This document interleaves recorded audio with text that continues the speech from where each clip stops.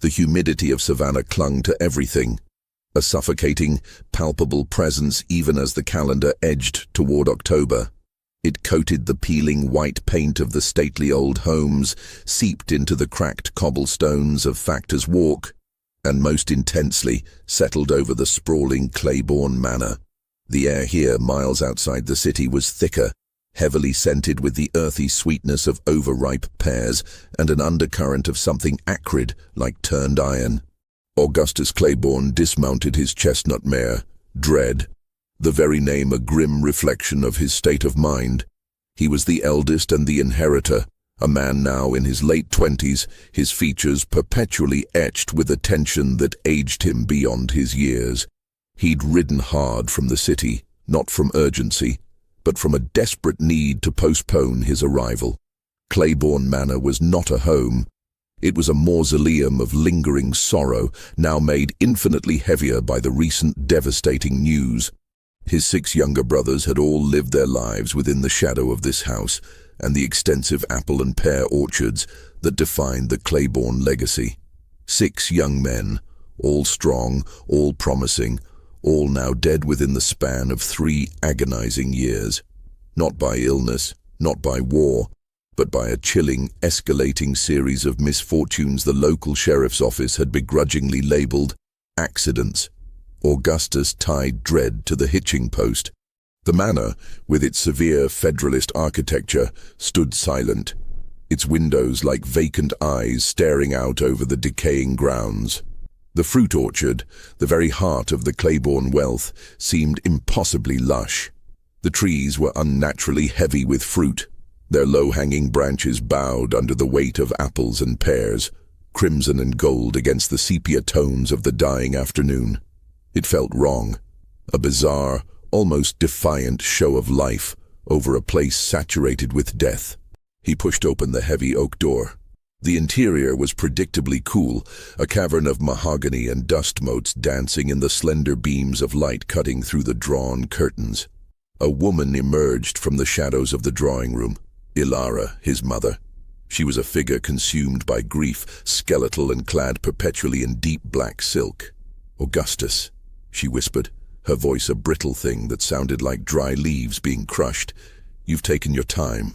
I had matters to settle in the city, Mother, and I needed a moment to reconcile myself with the latest tragedy."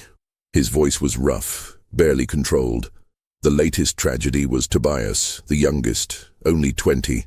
Tobias, who had fallen from the hayloft of the barn just 3 days prior, just like Silas 2 years ago, who drowned in the narrow well, and Barnaby, who was crushed when a seemingly solid stone wall of the smokehouse collapsed. And before them, Jonah, Elias, and Caleb, each death unique, each impossible to prove as anything other than a cruel twist of fate. Ilara moved closer, her eyes huge and dark in her ashen face. "The sheriff is satisfied. It was an accident. They always are, aren't they? God's will. Or perhaps the will of this house." She touched his arm, her fingers unnaturally cold. "We are the only ones left, my son. The last of the Claiborne bloodline. The orchard waits for its new master." Augustus pulled his arm away gently. "Do not speak such nonsense. The house is a structure, Mother. The only will at play here is a sinister one that has targeted my brothers, one by one. I refuse to accept this as coincidence. 6 sons, 6 accidents. Coincidence is the only answer, Augustus," she insisted, her voice rising in a thin, frantic squeak. "Because the alternative is a horror you are not strong enough to face." The statement hung in the air, heavy and loaded. Augustus knew what she meant. The whispers had started a year ago, subtle at first, then growing into outright accusations among the tenant workers and the townsfolk of Savannah. Whispers that a Claiborne was responsible. Whispers that the deaths were not accidents, but meticulously planned murders. He spent the evening pacing the grounds. The orchard, in the fading light, was a mass of dark, gnarled shapes. He found himself drawn to the stone wall where Barnaby had died. The stones had been stacked perfectly, interlocked by decades of weather and mortar. How could it have simply collapsed onto a man? He knelt down, running his fingers over the freshly cemented section where the wall had been rebuilt. It was too neat, too finished. Later he stood in the dining room, looking at the 6 empty chairs around the heavy oak table. He picked up a small, silver-framed photograph of Tobias, the boy smiling, holding up a perfect, giant pear from the orchard. Augustus flipped the frame over. A faint, almost invisible scratch marked the silver back, forming a jagged vertical line. He remembered seeing a similar mark on a trinket belonging to Silas, the brother who drowned. A tiny, insignificant detail, yet now, under the terrifying weight of his suspicion, it felt like a silent, horrifying signature. He was not just here to mourn, he was here to investigate. He could not trust the indifferent, overworked sheriff, nor his mother, who seemed to prefer the comfort of morbid fatalism over confronting a terrifying truth. He needed an ally. Someone outside the suffocating confines of Claiborne Manor. He thought of Dr. Eleanor Vance, a young botanist he'd met during his law studies in New York, now working on a research project in Charleston. She was intelligent, pragmatic, and possessed a sharp analytical mind, the exact opposite of the hysteria that had consumed his family. He would send a telegram at dawn. As the late-night silence descended, broken only by the distant croaking of frogs, Augustus stood by the library window, staring out at the orchard. The moon, full and cold, illuminated the rows of fruit trees, making them look like silent, skeletal witnesses. He didn't see fruit trees. He saw 6 plots of land where 6 young men had lived and died under suspicious circumstances. He felt a sudden, profound shift in the house's atmosphere, a change in the temperature, a prickling sensation on the back of his neck. He wasn't alone. He spun around, his heart hammering against his ribs. Nothing, just shadows and the smell of dust and old paper. But then, his eyes caught the gleam of metal on the mantelpiece, a small silver pocket watch, the one that belonged to his brother Elias. It hadn't been there earlier. He approached it slowly, his hand shaking. He picked it up. On the polished silver case, just beneath the winding knob, was the same tiny, jagged scratch he'd seen on Tobias's photo frame. A chill, colder than any Savannah winter, ran through him. This was not a coincidence. This was a message. Someone was watching him. Someone was still here. He took a deep, shaky breath, the resolve solidifying in his gut. He was walking a path his brothers could not complete. He had to uncover the human malice hiding behind the mask of misfortune. The real terror was not the orchard, but the hand that tended it. The chilling secrets of Claiborne Manor are just beginning to surface. If you're ready to delve deeper into this mystery and uncover the truth behind the 6 accidents, make sure to hit that subscribe button. The train ride north had offered Augustus no respite. The rhythmic clack of the wheels on the rails served only as a persistent metronome for his anxiety. He'd barely slept, the image of Elias's silver watch and the identical, sinister scratch burning into his mind. The scratch was the common thread, a deliberate, cold signature woven into the fabric of 6 supposedly random accidents. It was proof, though only to him, that a single intelligence was at work. He arrived in Charleston, a city of brighter colors and a livelier salt-tinged atmosphere, a welcome contrast to the oppressive gloom of Claiborne Manor. Dr. Eleanor Vance was expecting him. He found her in the bustling, sunlit library of the Charleston Scientific Institute, surrounded by stacks of annotated botanical sketches and thick, leather-bound journals. She was a woman of striking composure and academic intensity, her dark hair neatly bound, her spectacles perched precisely on the bridge of her nose. Eleanor looked up from her work, her expression shifting from professional concentration to one of measured concern. She had received his brief, urgent telegram, a cryptic request for a meeting concerning a matter of critical historical botany with family implications. "Augustus," she greeted him, rising to shake his hand firmly. "I was surprised by your urgent message. To what do I owe the trip from Savannah? You seemed distressed, even in the brevity of the telegram." Augustus wasted no time on pleasantries. He knew Eleanor's character. She valued directness and evidence. He led her to a quiet alcove, out of earshot of the other scholars. and began to speak in a low, intense tone, laying out the timeline of the 6 deaths, the bizarre, almost theatrical nature of the accidents, and the terrifying detail of the shared, minute scratch. 6 brothers, Eleanor, within 3 years, crushing, drowning, falling, all pronounced accidental, all impossible to prove otherwise. But they were not random acts of fate. They were acts of meticulous calculation. He pulled out the silver watch and placed it on the table. I found this, and then I recalled this exact mark on the few remaining personal effects of the others. It is the only thing linking them. A tiny flaw, a deliberate signature. Eleanor picked up the watch, examining the mark under the brighter library light with a scholar's detached precision. She used a small jeweler's loupe she kept for examining seeds and plant tissues. After a moment, she looked up, her brow furrowed. It is a very particular mark, Augustus. It's not a random abrasion. It is a precise, vertical incision, shallow but deliberate, almost too fine to be casual damage. Exactly, Augustus leaned in. And here is where your expertise comes in. The only thing that connects all of us, that defines the Claiborne legacy, is the orchard, the hundreds of acres of fruit trees. My brothers spent their lives there. I need to know everything about it, its history, its maintenance, its secrets. Did any of the accidents involve the orchard directly? The well where Silas died is surrounded by pear trees. Barnaby was killed by a wall near the smokehouse, used for preserving the fruit. Tobias fell in the hayloft that stores the winter harvest.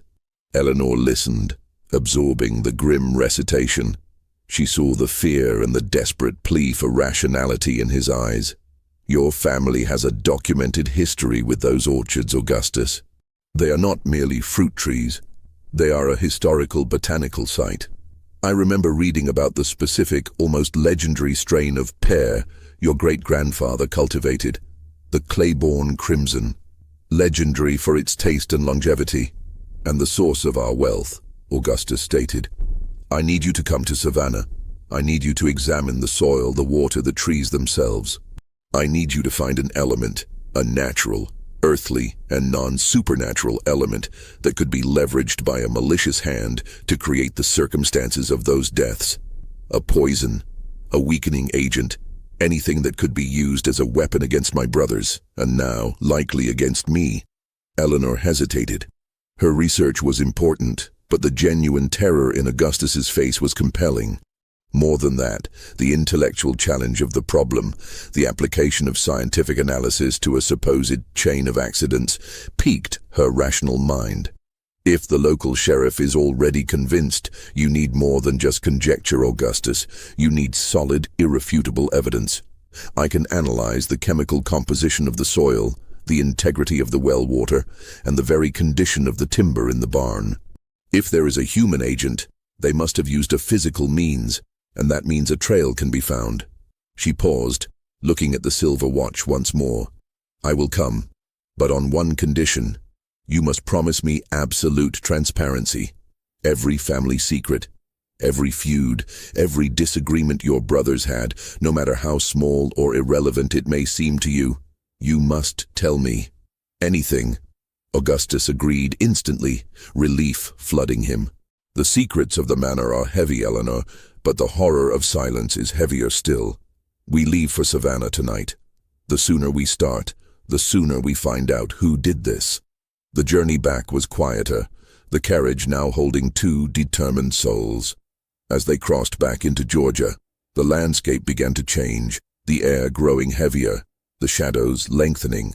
Eleanor was already at work, poring over old topographical maps Augustus had brought, noting the proximity of the orchard to the well, the smokehouse, and the old Claiborne family crypt. The orchard is a self-contained ecosystem, she observed, tracing a finger along the map. The soil composition, the water table, everything is interconnected. If someone introduced a slow-acting poison, it would cycle through the entire system. But a poison that only killed specific people in specific accidental ways. Augustus challenged, his brow furrowed. Not a poison to kill them, Augustus, but a substance to disable them, Eleanor corrected, her eyes sparkling with sudden insight. A substance, perhaps, that causes vertigo, muscle weakness, or temporary blindness. Something that, combined with a strategically placed hazard, a crumbling wall, an unguarded well, a high loft, would turn an ordinary task into a fatal accident. Augustus stared out the carriage window, the oppressive Savannah trees blurring past. A substance to disable. A temporary weakness exploited by a careful, patient mind. It was a terrifying, brilliant tactic. It meant the killer was not a madman, but a cold, calculating strategist who had patiently manufactured 6 tragedies from common materials. They arrived at the outskirts of Claiborne Manor, just as the moon was rising, casting long, stark shadows over the fields. The air immediately grew thick with the smell of fruit and decay. "Welcome to the heart of the Claiborne legacy, Eleanor," Augustus said grimly as the carriage pulled up to the silent, dark house. "And the center of 6 tragedies." Eleanor didn't flinch. She simply adjusted her spectacles, her gaze fixed on the endless rows of fruit trees that stretched away into the darkness. "We shall begin tomorrow, Augustus. We will look for the silent accomplice, the evidence of the earth itself." As they stepped onto the porch, Augustus stopped her. "There is one more thing. My mother. She is consumed by grief, but she also insists that the accidents are fate or the will of the house. Do not trust her, Eleanor. She is hiding something, and I cannot tell if it is complicity or a fear too deep to admit." Eleanor nodded, her face illuminated by the rising moon, her expression unreadable. "A mother who loses 6 sons does not simply accept it as fate, Augustus. She either knows the truth, or she prefers the madness of a curse to the horror of a human villain. The human element. That is where we will find the answer. It always is." They entered the house, the heavy door thudding shut behind them, sealing them into the oppressive silence of Claiborne Manor. The real investigation had begun. The truth, buried deep in the soil and the family's history, was waiting. The early Savannah sun, though bright, struggled to penetrate the dense canopy of the Claiborne orchard. Eleanor Vance, wearing practical work trousers and a linen blouse, looked out of place against the manor's dour backdrop. But her focus was absolute. She was equipped with a geologist's hammer, sampling tubes, and a keen, analytical eye. Augustus watched her as she began her meticulous work. She ignored the house, the history, and the grief, concentrating solely on the physical world. She started near the rebuilt wall where Barnaby had been crushed, tapping a trowel into the dark, loamy soil. "Tell me about the cultivation of this orchard, Augustus," Eleanor requested, collecting a sample of the dirt in a small, labeled glass tube. "What fertilizers did your father use? What are the peculiar requirements of this Claiborne crimson pear?" "It was father's pride, and his secret," Augustus replied, standing in the shadow of a massive gnarled pear tree. "He never bought commercial feed. He insisted on creating his own soil treatments. He would mix vast quantities of lime, gypsum, and ash from burnt wood to control the acidity. He believed it gave the fruit its unique depth of flavor and color." Eleanor paused, her eyes narrowing. "Lime, gypsum, both are basic mineral components, and ash. Ash from what kind of wood, and from where?" "From the old fire pit near the barn. He burned the offcuts and trimmings from the orchard itself, mixed with other organic waste. It was a yearly ritual." Eleanor moved on, taking samples near the narrow, stone-ringed well where Silas had drowned. The area was perpetually damp, shaded by enormous oak trees. She collected a sample of the well water and then focused on the soil near the well's lip. "The Claiborne crimson pear is known for its susceptibility to fungal disease, isn't it?" Eleanor pressed, consulting a thick hand-drawn map of the orchard that Augustus had salvaged from his father's study. "Yes, my father used a fungicide, a copper-based solution that he mixed himself, applied at the base of the trunk every spring. A powerful chemical, but common practice.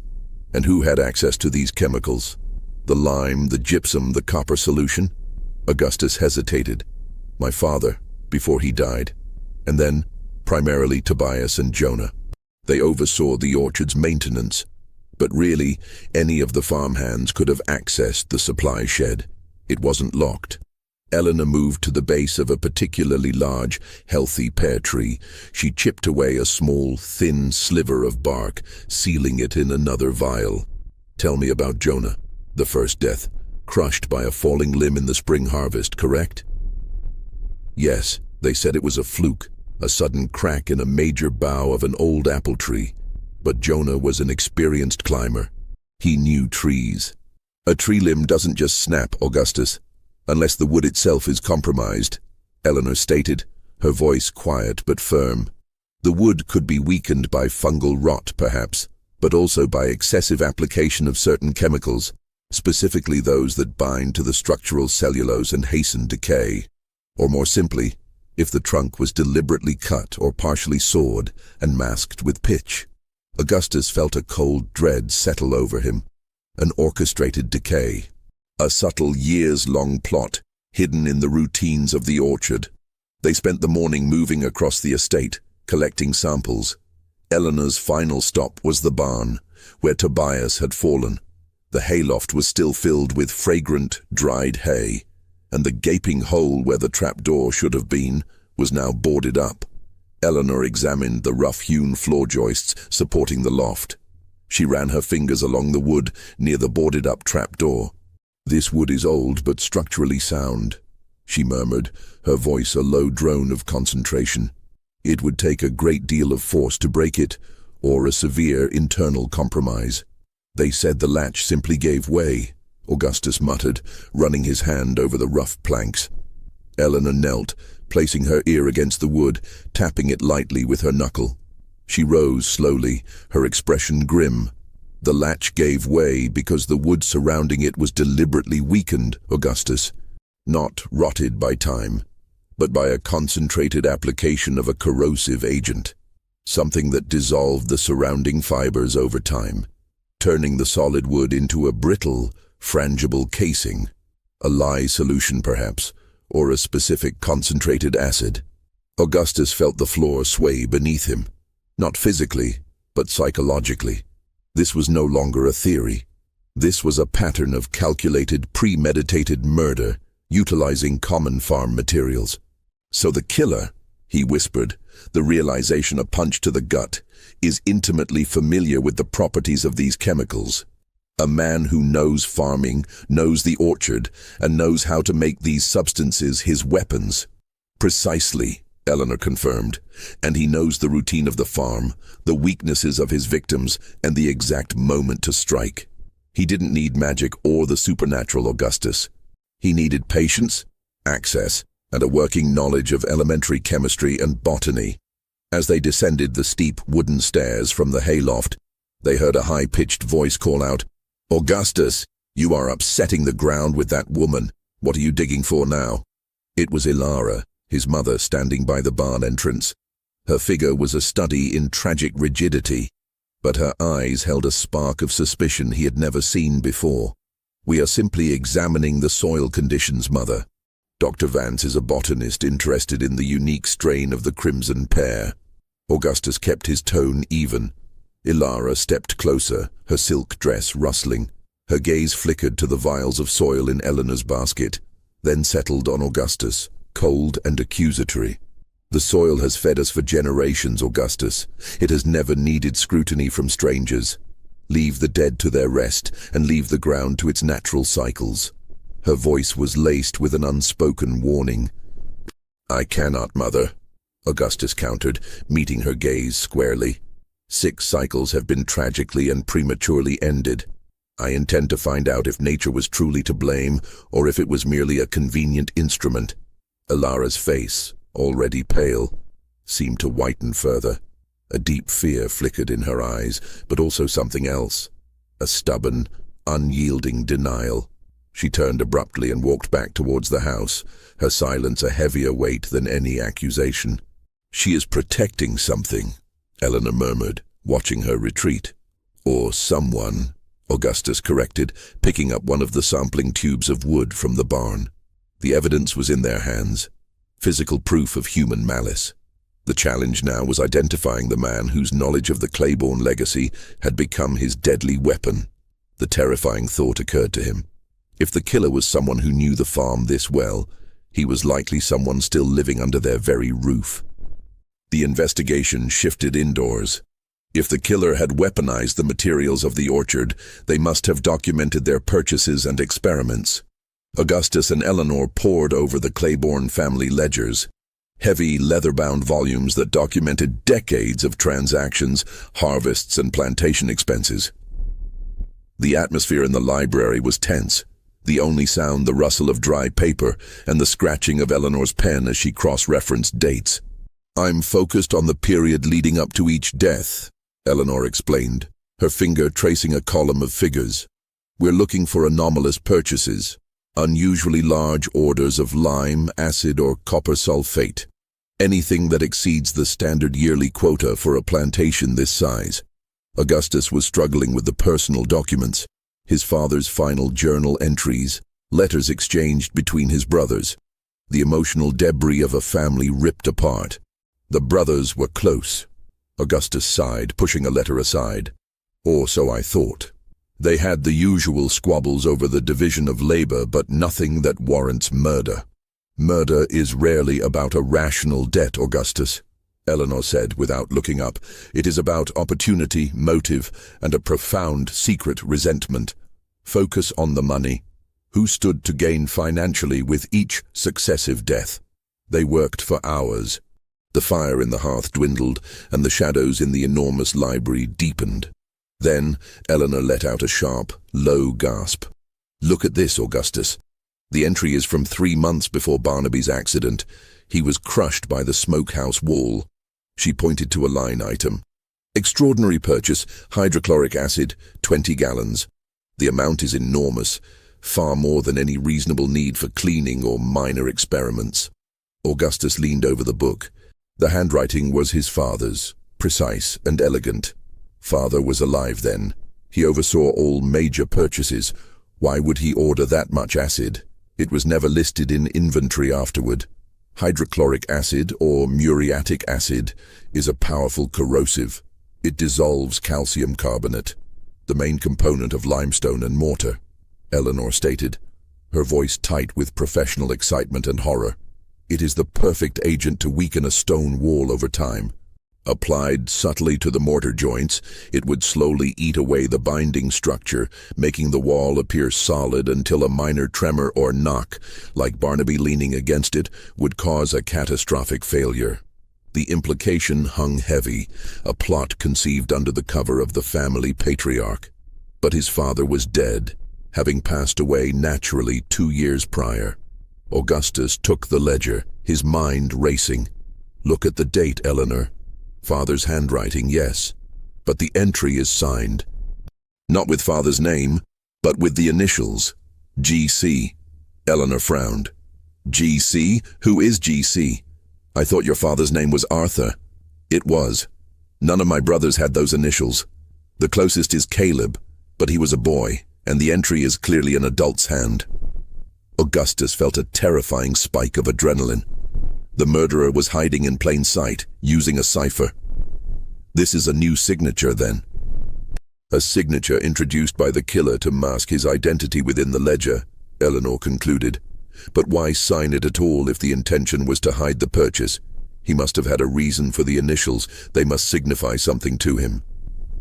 As they discussed the possibilities, a pseudonym, a code, Augustus's gaze drifted to a framed photograph on a nearby shelf, a portrait of the 6 brothers and their parents taken years ago. He looked at the inscription beneath the glass, the Claiborne 6. He suddenly recalled a detail of family lore, something his younger brother Elias had often joked about. "Wait, G.C. It's not a single name, it's a title. My father, Arthur, was obsessed with the family lineage. He used to call the most devoted son to the orchard work the guardian of the crimson. G.C., he said the guardian was the true inheritor of the fruit's secret." Eleanor stared at him, the horror in her eyes mirroring his own. "The killer claimed that title, Augustus. He signed his murderous purchase with the designation of the family's most trusted son. It's a boast, a taunt. But who among the brothers was the guardian of the crimson? Augustus remembered a conversation with his father years ago, during the first years of the post-war slump. Father had named one of them, Eleanor. Not publicly, but privately. He had chosen the son he felt was most dedicated to the land to be the one to inherit the specific formula for the crimson pear's unique flavor. It was a secondary, secret inheritance meant to be revealed only after the general will was read. He had never told anyone who that son was. He had dismissed it as his father's eccentricity. Now it was the key to identifying the killer. We must find that private instruction, Augustus. A letter, a second will, anything that names the guardian of the crimson. Augustus ran his hand through his hair, the suspense unbearable. The killer was G.C., a meticulous, chemical-savvy murderer who had poisoned the family legacy and was using the manor's resources to eliminate his siblings one by one. And G.C. was one of his dead brothers. No, that was impossible. He suddenly looked at the ledger again, his mind rejecting the obvious conclusion. Wait, what if G.C. isn't one of the brothers? What if G.C. is someone else? Someone who believes they earned that title.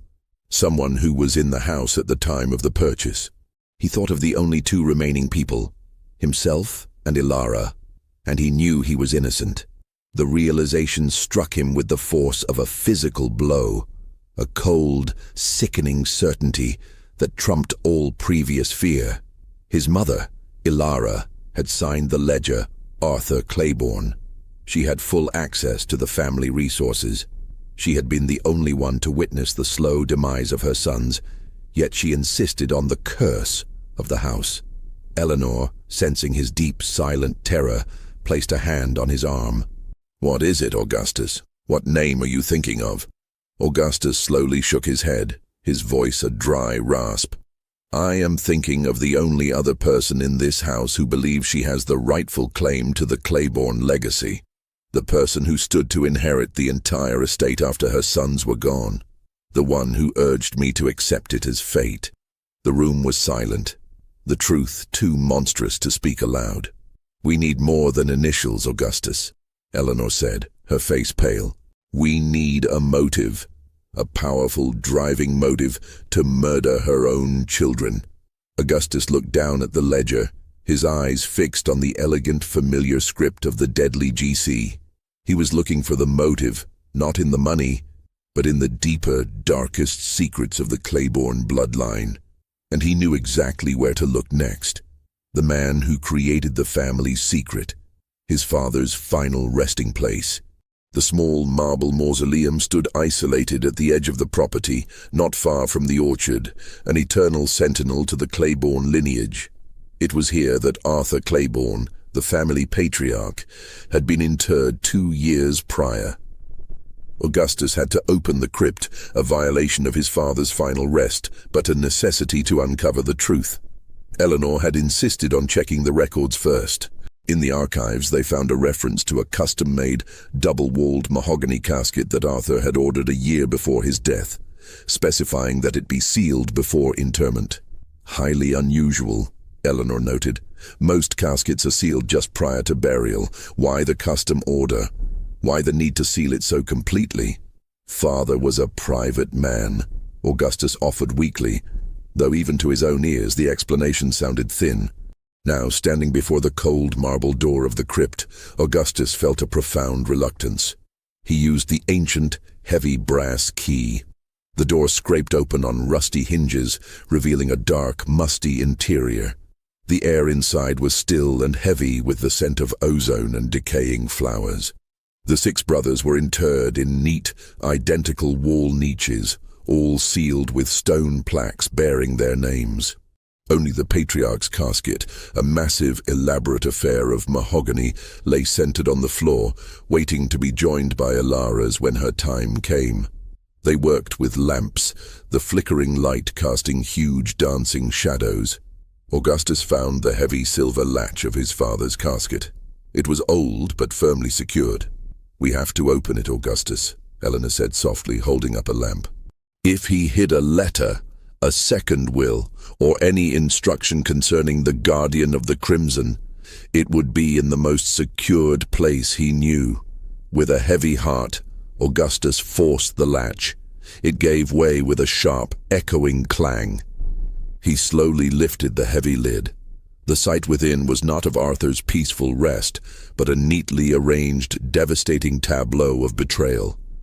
Arthur Claiborne lay in state, looking unnervingly well-preserved, but tucked beneath his clasped hands, where a cross or Bible might have been expected, was a thick, sealed envelope. Augustus reached in and retrieved it, his fingers shaking. The envelope was brittle with age, sealed with the family wax stamp, the image of a crimson pear. Written across the front in his father's familiar, severe hand were the words, "The Guardian's Legacy, to be opened only upon the death of Arthur Claiborne." Augustus carefully broke the seal. Inside was a single sheet of paper, a letter, and a small folded map. He read the letter aloud, his voice strained and trembling. "To my children, and to whomever remains to read this upon my death. I have selected my true inheritor, not of the property, but of the formula that gives our fruit its unparalleled value. I name Jonah as the guardian of the crimson. He alone possesses the mind for the complex chemistry required to maintain the legacy. This is his by right of dedication, and he is to be given complete control over the orchard's chemical stores and processes. But a final instruction must be given. I have grown aware of the deep, secret resentment and ambition that has taken root in your mother, Ilara. She is not satisfied with the role of matriarch. She desires absolute sole control of the estate, believing her lineage from the old Dutch planters makes her the only worthy inheritor. I fear that upon my passing, she will leverage her position, her access to the farm's resources, and her subtle manipulation to remove any obstacle to her total control. She is a woman consumed by a hunger that will not be sated. I have provided a final defense, a hidden truth to protect the guardian. This map details the location of a secret secondary document that records the truth of our family's wealth. It is a document that will disinherit her completely, proving her deceit. Only Jonah knows its full context. He is instructed to retrieve it only if he fears for his life or the lives of his brothers at the hands of their mother. May God protect the one who finds this, for I fear Ilara's madness has already begun. Augustus finished reading, the silence in the crypt a monumental, suffocating pressure. He looked at Eleanor, his eyes wide with a horrific comprehension. The truth was not just that his mother was the killer, but that his father knew it would happen, and was murdered himself. Jonah was the first to die, Eleanor whispered, her hand instinctively clutching her throat. She killed the guardian first, Augustus, because he was the only one who could have exposed her. The murder of the other 5 was simply to eliminate all witnesses and consolidate her power. Augustus looked down at the letter, proof of Ilara's megalomania and the source of her deadly, patient plot. His father's confession was not a warning. It was a final, desperate accusation. He unfolded the accompanying map. It was a crude sketch of the Claiborne land with a single X-marked location. The old, collapsed brick cistern at the furthest edge of the orchard, near the river bend, a place his brothers often played as children, but had avoided for decades. "The secret document is there," Augustus said, his voice now cold with purpose. "The document that proves her deceit and disinherits her. This is what she has been searching for, and what she killed 6 men to prevent from being revealed." He looked back down at his father's body, the father who had failed to protect his sons but had provided them with a final, desperate clue.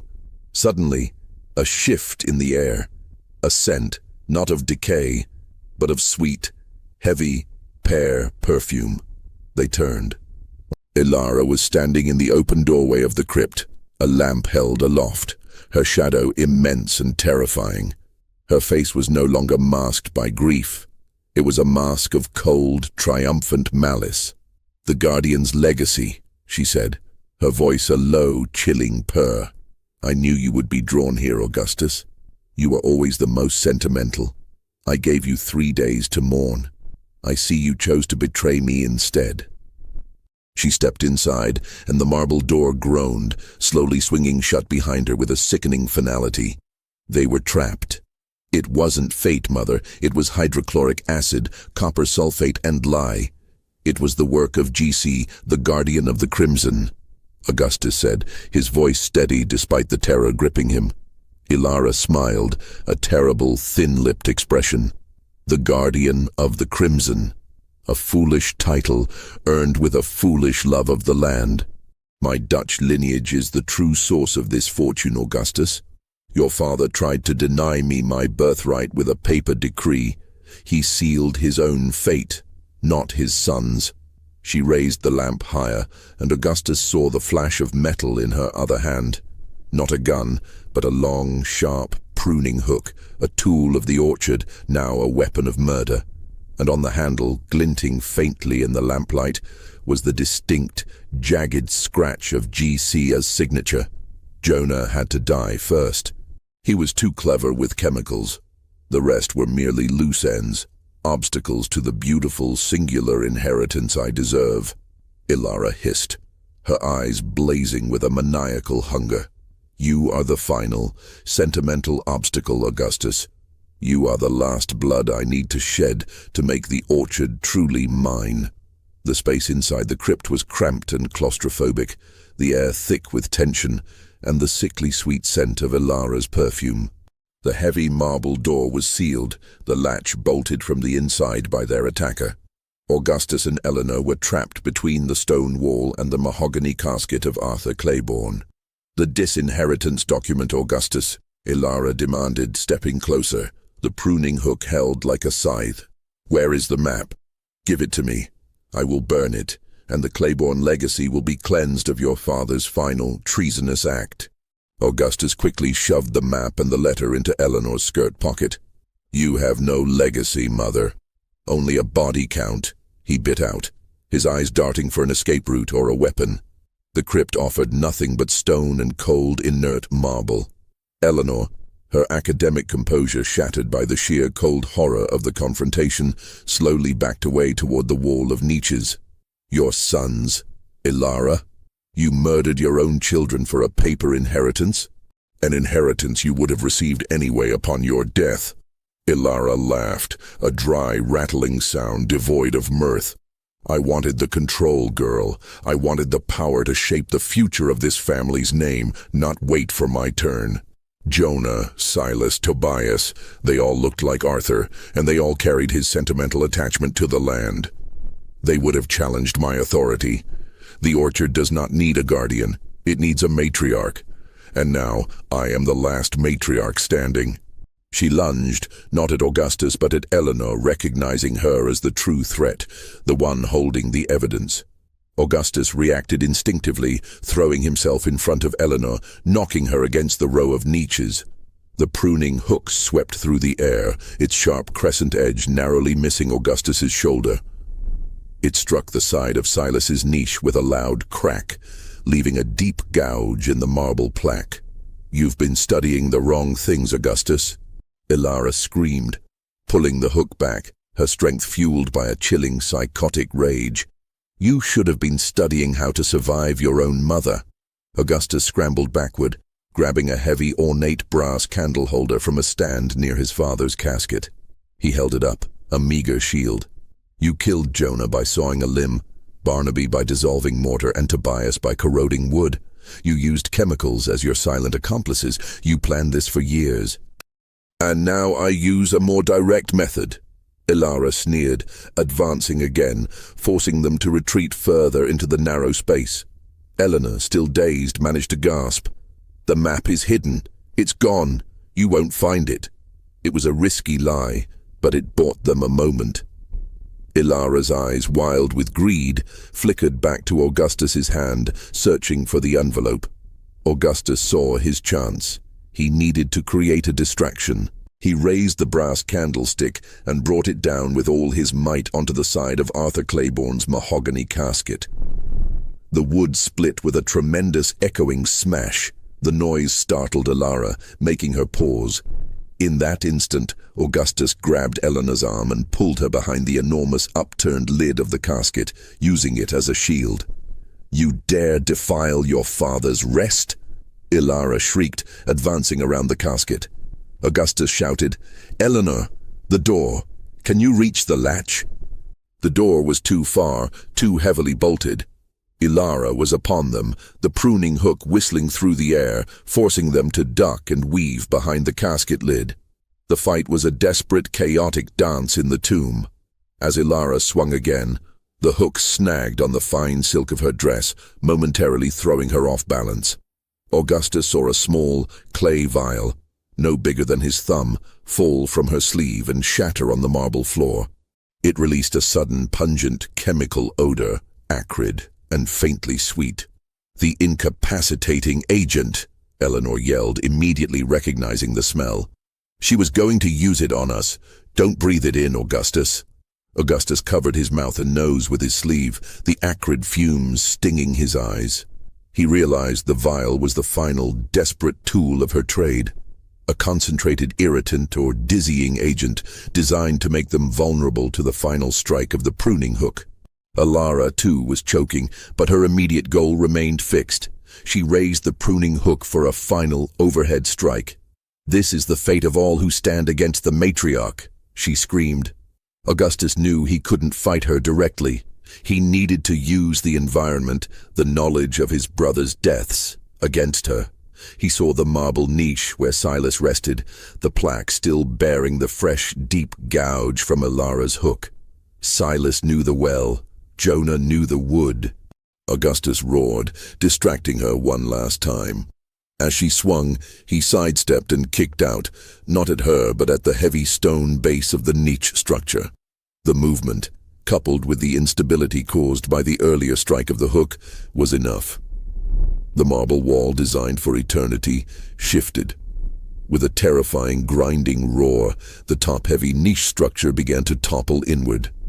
Ilara, poised for the kill, was too close.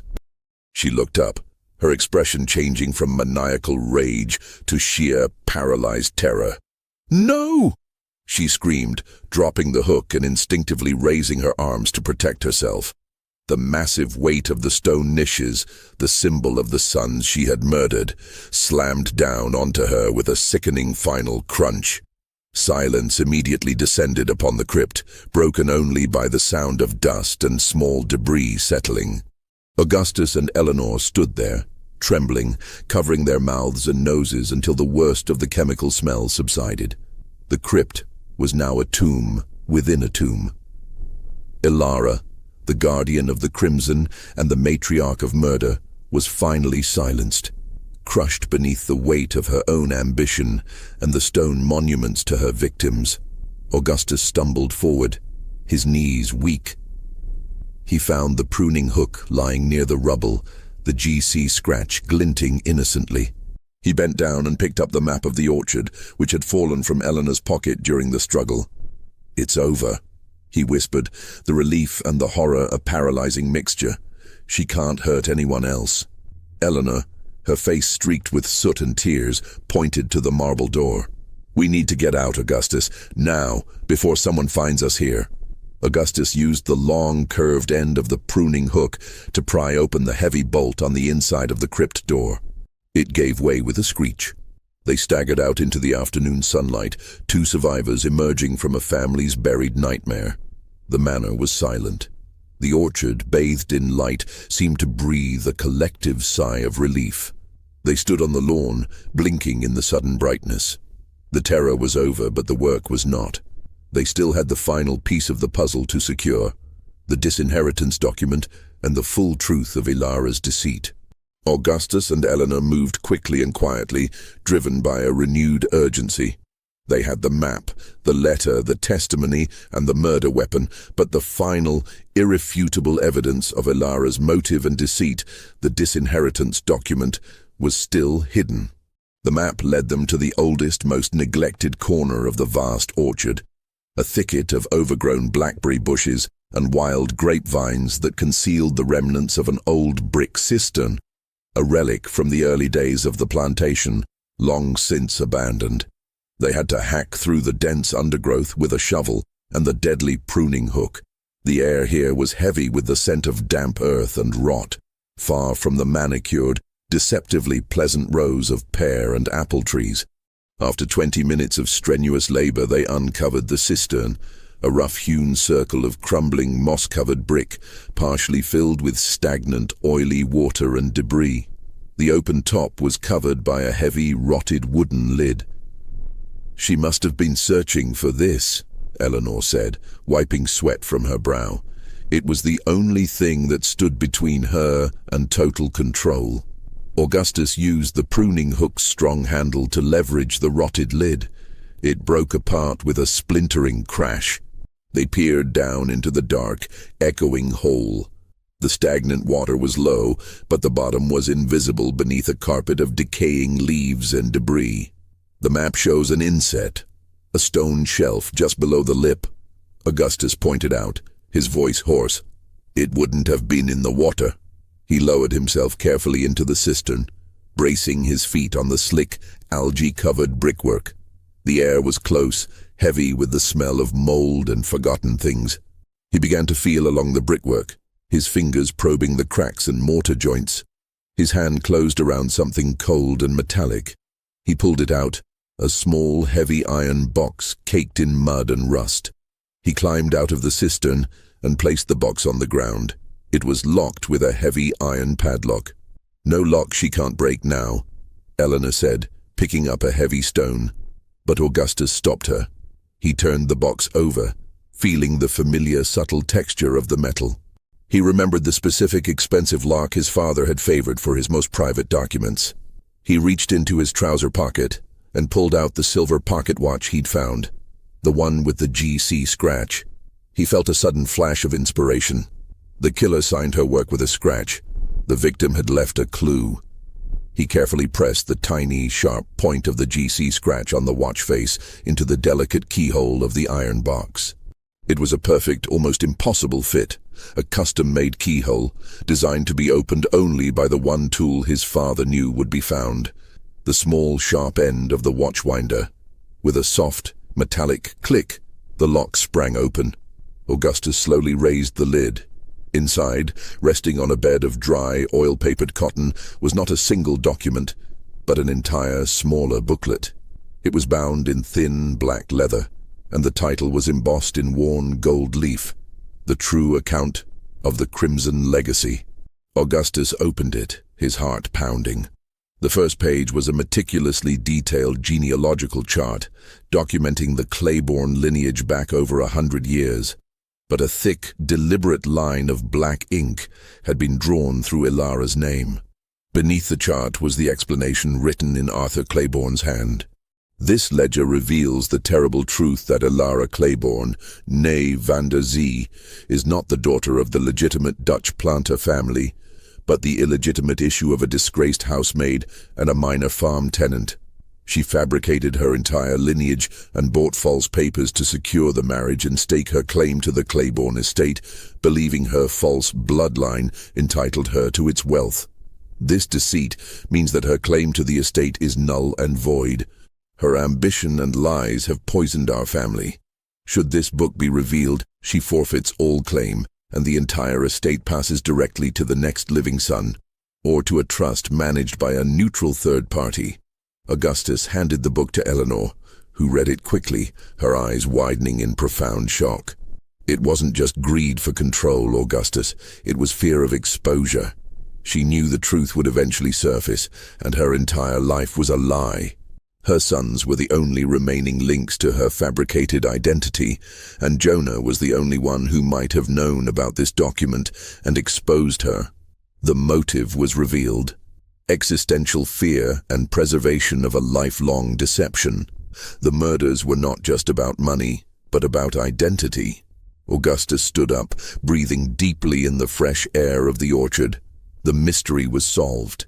The 6 accidents were the result of one woman's calculating, years-long plot to maintain a colossal lie, executed with the very tools and chemicals meant to sustain the Claiborne legacy.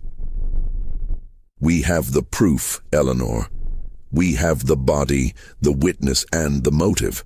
The sheriff will have no choice but to reopen the cases, Augustus said, a profound sense of grim finality settling over him.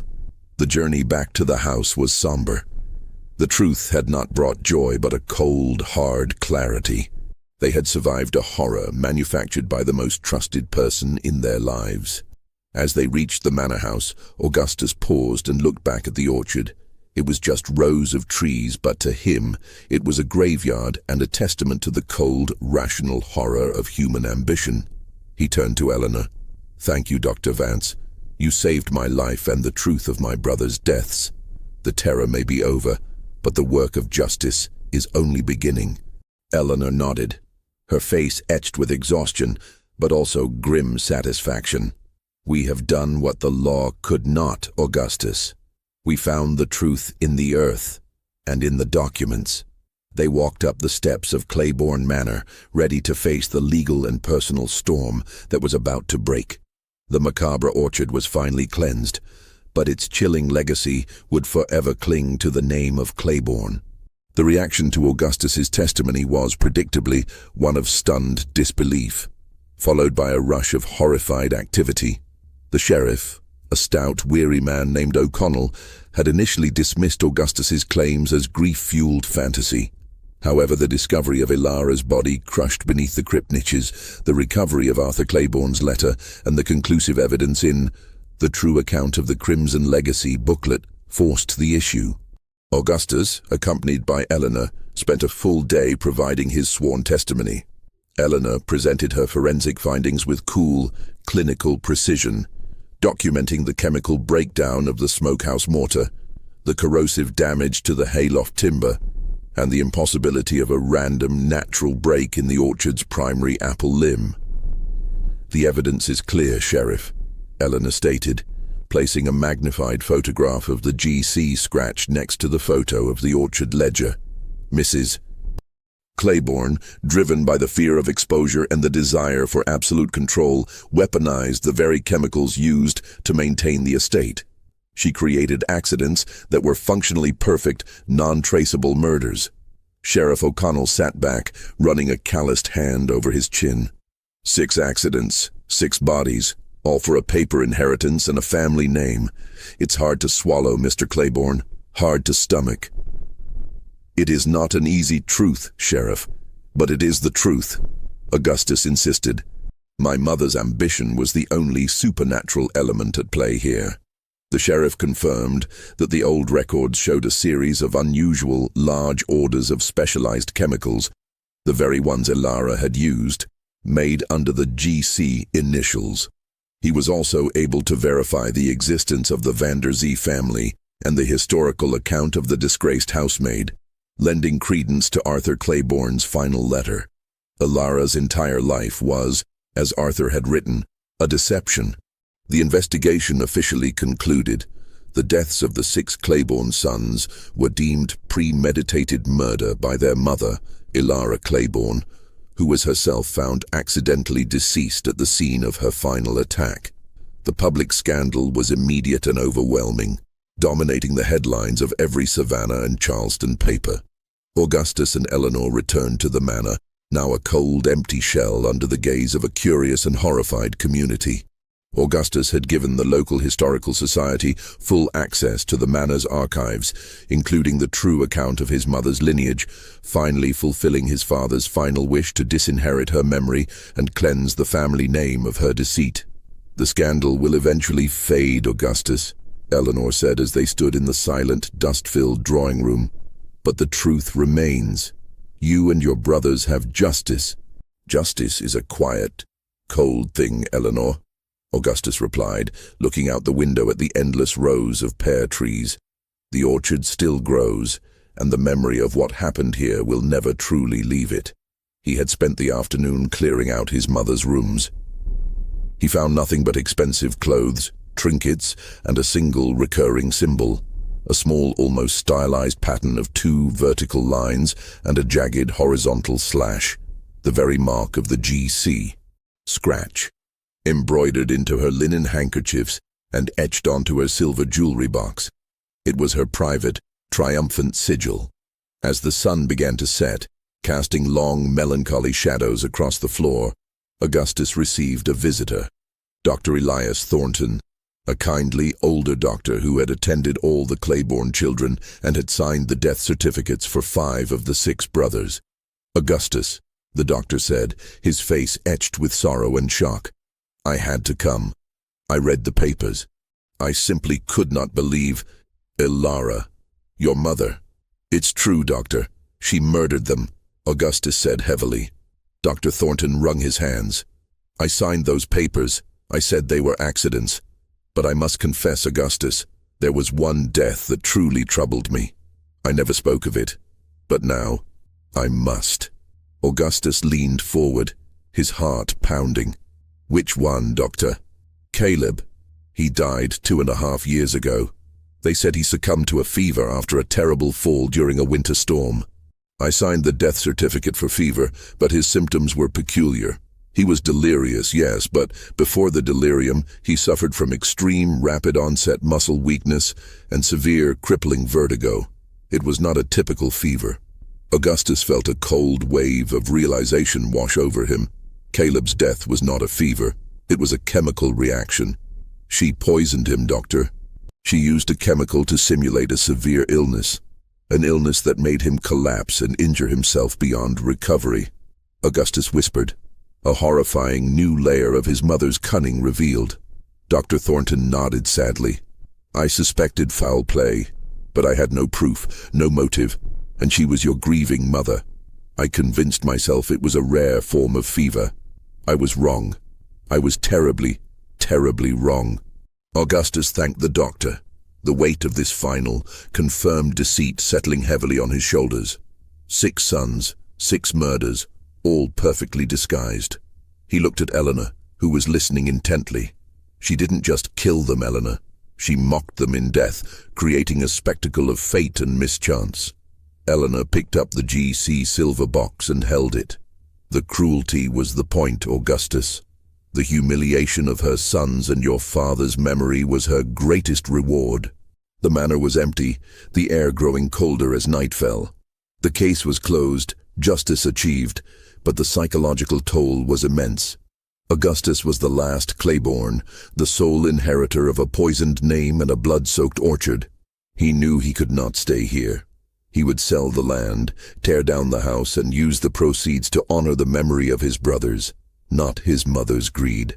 But before he could leave, there was one last thing he had to do. He had to face the one person he hadn't yet spoken to. The person who had worked the land closest to his mother.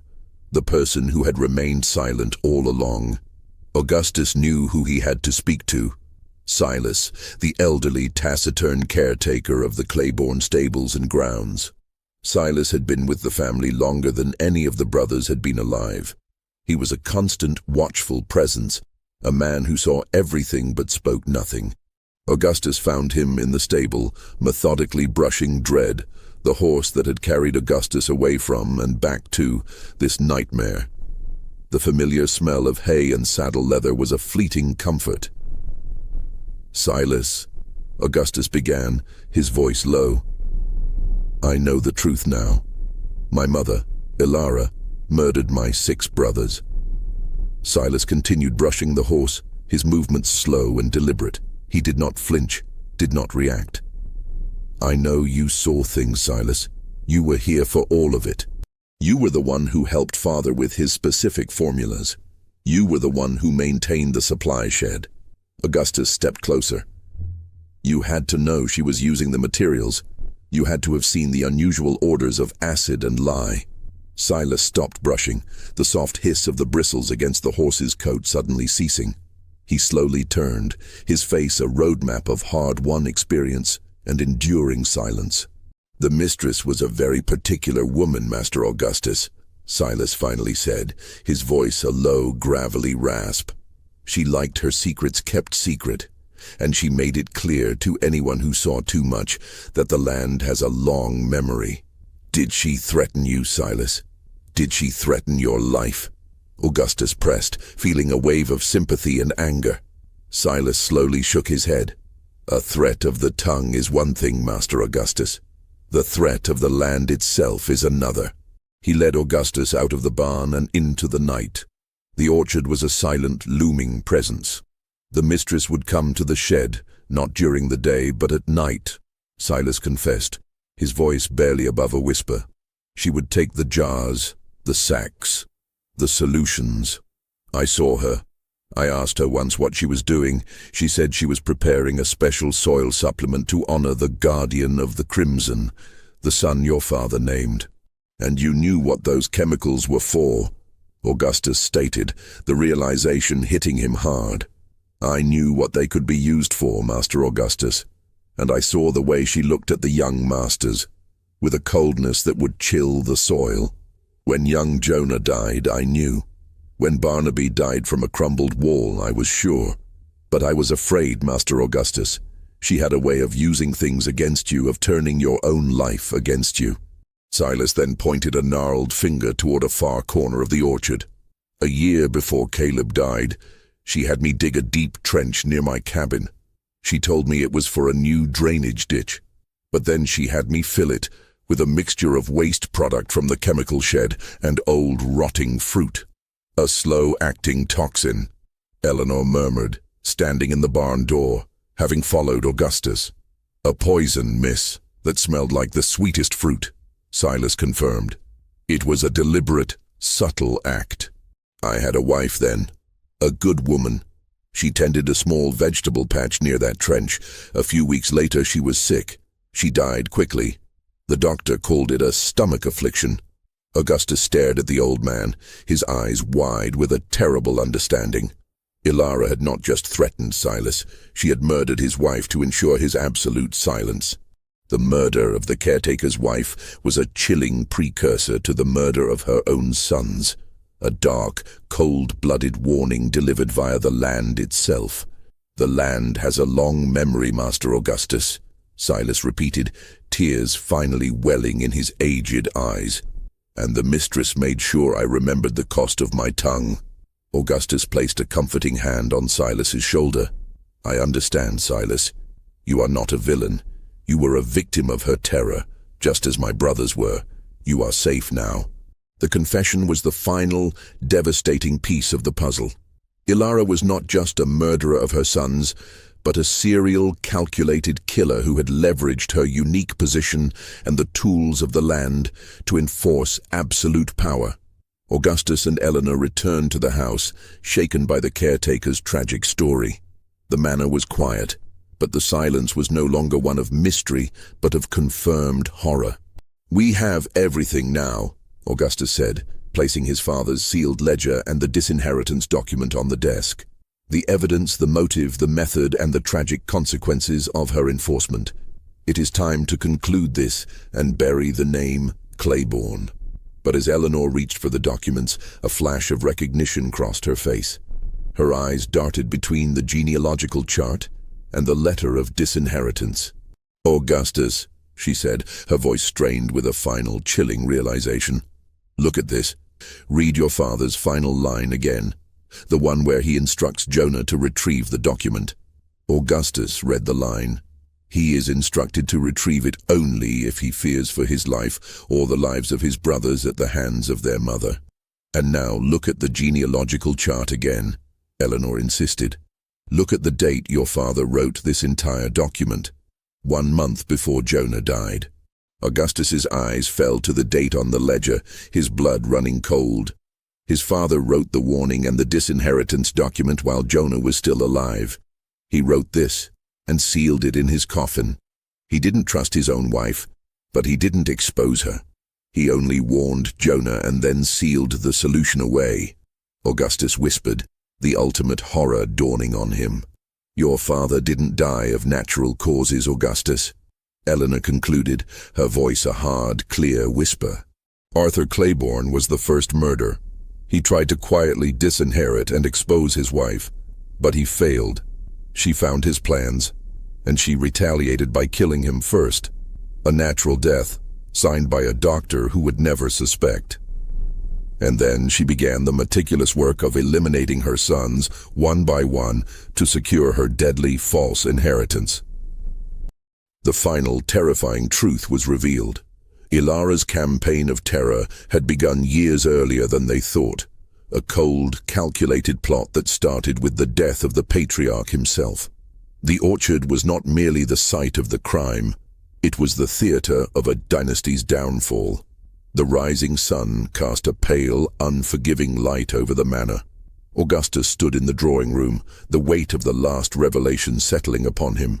His mother was not just the murderer of his 6 brothers, she was a regicidal killer, having murdered her husband, his father, and then spent 3 years systematically destroying the lineage he had tried to protect. Eleanor stood beside him. She had spent the night creating an addendum to her report, noting the final critical piece of evidence. The discrepancy in the dates, and Dr. Thornton's account of Caleb's death, proved that Arthur's passing was the true genesis of the horror. Your father likely saw the GC purchase of hydrochloric acid, or some other anomaly, and realized her intentions, Eleanor surmised. He wrote the disinheritance as a final act of protection, but he was too late. She saw his fear, or she found the evidence of his writing, and she silenced him before he could speak a word. And she made it look like a quiet, dignified passing. Augustus finished, his voice empty of emotion. A final, terrible mockery of his authority. The case was now fully closed, the complete picture of Ilara's monstrous ambition laid bare. Augustus stood before the fireplace, where the portraits of his entire family, his father, his mother, and his 6 brothers, hung in grim silence. "What will you do now, Augustus?" Eleanor asked, her gaze gentle. "I will do what my father tried to do and what my brothers died trying to prevent," Augustus replied, his resolve now absolute. "I will cleanse the Claiborne name and end the legacy of the orchard." He instructed his lawyers to begin the process immediately. The manor house, the crypt, and the entire stretch of land encompassing the orchard, everything was to be sold to the Savannah Port Authority, who intended to build a new shipping depot in the area. The entire estate would be demolished, erased from the landscape. The physical site of the horror would cease to exist. He took a final walk through the orchard. The pear trees, heavy with the crimson fruit, seemed to mock him with their false, unnatural beauty. He walked to the center of the estate, where the 6 plots of land lay, now marked by simple, temporary wooden crosses. "Rest now, my brothers," he whispered to the silent ground. "The guardian of the crimson is silenced forever. You died for a lie, but you will be remembered for the truth." He returned to the house. He packed a single satchel, leaving behind the massive fortune he had inherited. The money, the land, the house. It was all tainted. He established a scholarship fund in the name of his 6 brothers, Jonah, Elias, Caleb, Silas, Barnaby, and Tobias, to benefit students pursuing botany and chemistry at local universities, the very sciences that had been twisted into weapons against them. He would dedicate his life to ensuring that the knowledge his mother weaponized would be used for good. He gifted the silver pocket watch to Eleanor, a symbol of their partnership and the cold, rational evidence that had saved his life. "The terror is over, Augustus. What will you do now?" Eleanor asked once more as they stood ready to leave. "I will live," he said simply. "I will go to a new place and use the remaining small inheritance from my father to practice law. I will be free of the Claiborne name and the Macabre orchard." He offered his hand to Eleanor. "Thank you, Dr. Vance. You saved my life and restored the truth. You found the humanity in the horror." Eleanor took his hand, her grip firm and respectful. "You are the true survivor, Augustus. Go and live a life worthy of the 6 sons who died to expose this truth." Augustus closed the heavy oak door of Claiborne Manor for the final time. The sound was not a thud of finality, but a clean, decisive click, the sound of a lock being opened, not closed. He and Eleanor walked down the driveway, leaving the silent, tragic manor behind them. As they reached the boundary of the property, Augustus paused and took a deep, final breath of the heavy, sweet, fruit-scented air. He did not look back. The macabre orchard of 6 sons would soon be demolished, its sinister secrets and its false legacy buried under concrete and steel. The terror was over, its perpetrator defeated by the very rationality and scientific precision she had so ruthlessly employed. The truth, in the end, was a far more powerful weapon than any chemical or pruning hook.